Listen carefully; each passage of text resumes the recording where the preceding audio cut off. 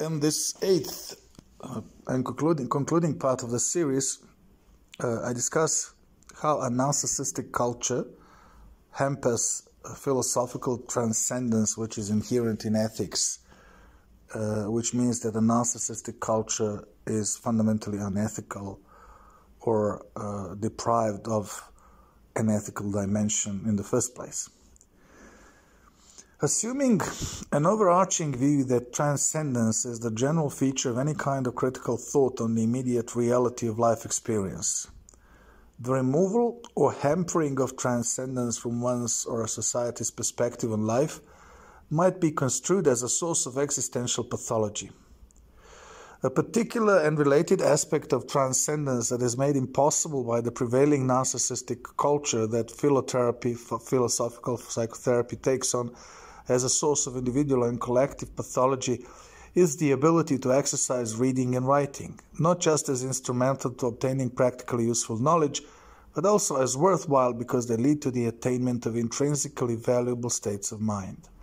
The assumption of a psychological realism about states of mind, where states of mind are real on a par with the objective, unbearable reality, is a logical presupposition of the philotherapeutic and any psychotherapeutic methodology and way of thinking. Psychological realism is what makes the very idea of philosophical or psychological intervention to improve one's experience of life intelligible. Otherwise, it would just be a game. It seems to me that this type of transcendence is associated with the fact-value dualism, which suggests that values should not be inferred from facts. The factual statement that a person has responded by depression to an unpalatable experience in an important relationship with significant others by no means justifies the inference of a value judgment that the person ought to have responded by depression, or that in the future the person should develop depression as a reaction to an unpalatable experience. This principle is known as a fact-value dualism. However, fact-value dualism does not imply the opposite. Value-fact dualism is well known. If values cannot be inferred from facts, perhaps facts can, under certain conditions, be reliably inferred from values. And this is especially the case with mental states when they are seen realistically in the above described sense. Contrary to value-fact dualism, the value statement that a person ought to be resilient in the face of adversity might lead to a factual situation where the person could be self-resilient, especially if the first normative idea is the concept and content of therapy. At a minimum, in the therapeutic discourse, there's really no place for value-fact dualism, namely the assumption that a statement of value does not allow the inference of a statement of value. Much psychotherapy is directed exactly at allowing values and norms to produce the desired factual results, although the concept of inference in therapy is different from logical inference. On the other hand, the opposite, fact-value dualism, a statement of fact as a premise, does not allow the inference of a statement of value. This is fact-value dualism, might hold, depending on the therapeutic doctrine at hand. Specifically in psychotherapy, the ought-is progression is the very logical heart of self-change and of social change more generally, and thus both psychological realism and the value-fact continuum must hold. Realism is a part of the logic of therapy because one seeks such transcendent states of mind, such as those facilitated by humor, where the potentially unbearable raw life experience will be given more palatable meaning and function. Within that realism, working to the best of one's abilities to bring about optimistic outcomes for oneself and others, despite the overall pessimistic view of life as fundamentally tragic, is part of the value-fact continuum rather than duality. There is a sense in which narcissistic culture warps psychological realism. For the narcissist, the only fully real mental states are their own, while those of others are seen as merely instrumental, as semi-chimerous, something not to pay attention to, as fleeting phenomena unworthy of the narcissist's attention. This type of thinking is fundamentally anti-philosophical because it undermines the very conditions for a meaningful dialogue in critical thinking.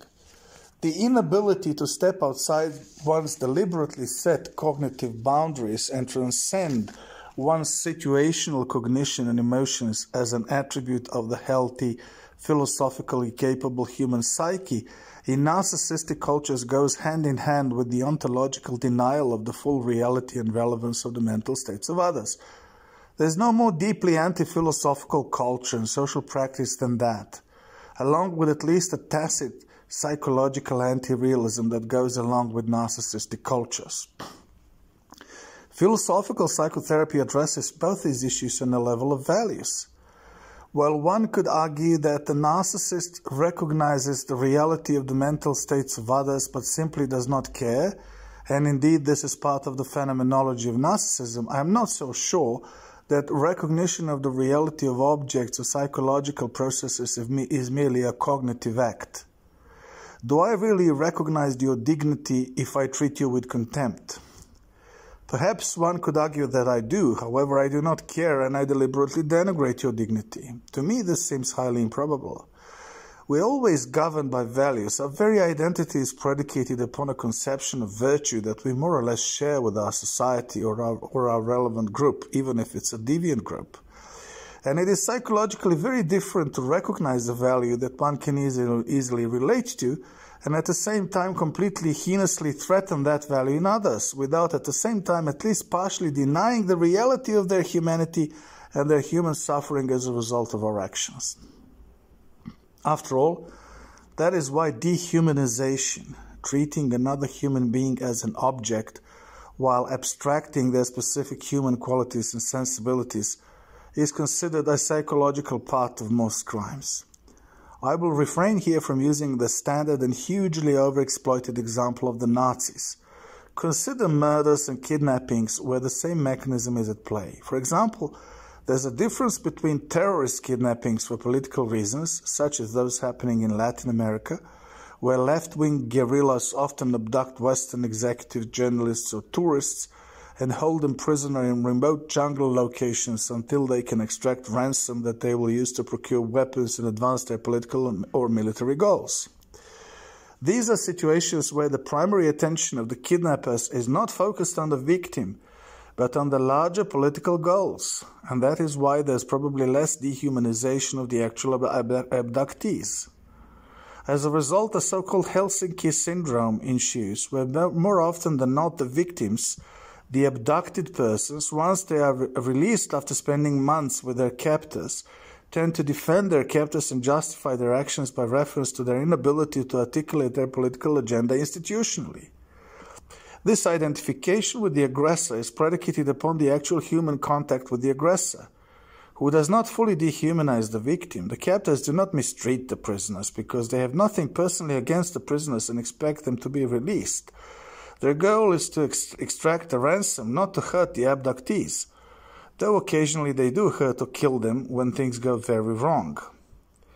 Thus, on an everyday level, the kidnappers and the kidnapped talk, know each other's names, witness various everyday situations with the life of a renegade military group. And the abductees start to understand the other side of the crime, the position of the perpetrators. Once they are released, they often advocate for more lenient penalties for their captors if they are apprehended, and sometimes they speak for their political cause publicly. However, on a different level, strictly criminal psychopathic kidnappings by serial killers never yield such sympathy by the abductees if they are released. More often than not, they do not want to hear of their captor who dehumanized them and treated them as meat to be butchered, or as a means to the satisfaction of their sadistic drives. The whole difference between the two cases, which in the practical sense of the actual execution of a kidnapping might be very similar, is that in the former case, the captors do not significantly dehumanize their victims, while in the latter case, the dehumanization is overwhelming and precedes the even graver crimes, such as the infliction of grievous bodily injuries or murder. The former type of kidnappers do not intend to murder their captives. This is not the logic of their operation, though, as I said, sometimes this happens when things get out of hand, and thus they don't need to dehumanize them. In the latter case, the intent is to harm the victim, and the victim is thus typically stripped of their human status and qualities in order for the darkened mind of the killer to be able to proceed with the murder. Even a psychopathic killer needs to dehumanize their victim before killing them, because recognizing the victim's human dignity and sensibility would be an impediment to the crime, as it would relate the victim to the perpetrator herself. The same mechanism, though less radical, operates on the level of narcissistic motivation and the intricacies of a narcissistic culture. Without the ability to move from one's initial vantage point on reality and transcend one's particular circumstances, desires, and needs, one dehumanizes others as means for obtaining the narcissistic supply.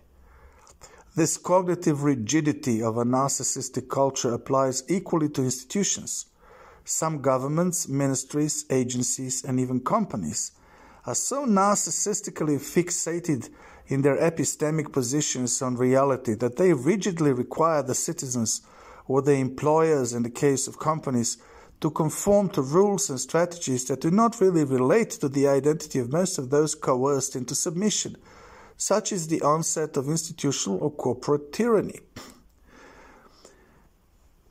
Philosophical psychotherapy treats these ills in individual and collective experience by exploring how our consciousness works and whether we can establish better control and exert discipline over our consciousness. Related to the argument in the previous discussion, that not recognizing others is a precondition for harming them because the recognition of the value of others is a natural psychological break on our acting destructively towards them, is the argument that being unconscious is a precondition for acting self-destructively. The key is in understanding how being unconscious operates. This does not require someone to be fully unaware of one's true motives and goals, even though one might consciously be trying. Being unconscious is not the same as not having direct access to the ocean of one's individual and the society's collective subconsciousness, as psychoanalysts argued. There are much more practical and mundane meanings of being unconscious, which have devastating effects on personal success and satisfaction, the most important of which is simply not paying attention. There is a sense, says Gilbert Ryle, in which a person can be said to be unconscious of a sensation when he pays no heed to it. A walker engaged in a heated dispute may be unconscious in this sense of the sensations in his blistered heel. Our consciousness depends on the way we handle our attention, how we direct it, and how we disperse it. A large part of the technology to control human behavior, including those of malevolent governance, is by directing people's attention.